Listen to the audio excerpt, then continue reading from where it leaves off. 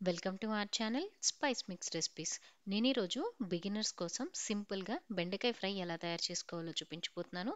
ఇది చేసుకోవడం చాలా ఈజీ. లేట్ చేయకుండా ఎలా తయారు చేసుకోవాలో చూసేద్దాం. ముందుగా దీనికోసం స్టవ్ పైన పాన్ పెట్టుకొని అందులో ఒక గరిటె ఆయిల్ వేసుకొని వేడి చేసుకోవాలి. ఆయిల్ వేడైన తర్వాత ఇందులో పోపు దినుసులు అలాగే పల్లీలు వేసుకోవాలి.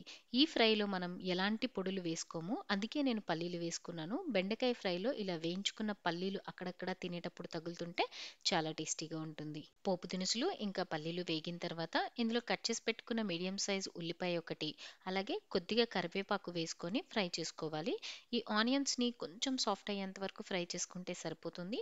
ఆ తర్వాత ఇందులో కట్ చేసి పెట్టుకున్న పావు కేజీ బెండకాయలు వేసేసుకోవాలి. బెండకాయల్ని నిదానంగా కలుపుకోవాలి. అలాగే లో ఫ్లేమ్లోనే కుక్ చేసుకోవాలి. బెండకాయల్ని ఎక్కువగా కలిపేసుకున్నామంటే జిగురు వస్తుంది. అలాగే మూత పెట్టుకున్నా కూడా బెండకాయల్లో తేమ వచ్చేసి జిగురు వచ్చేస్తుంది.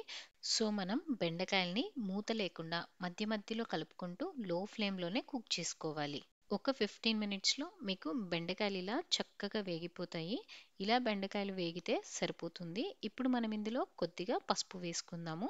అలాగే రుచికి సరిపడినంత ఉప్పు కూడా వేసుకుందాము. ఒక 2 స్పూన్ల వరకు కారం కూడా వేసుకోవాలి. మీకు ఇష్టం ఉంటే కారం ఇంకా పెంచుకోవచ్చు లేదా తగ్గించుకోవచ్చు.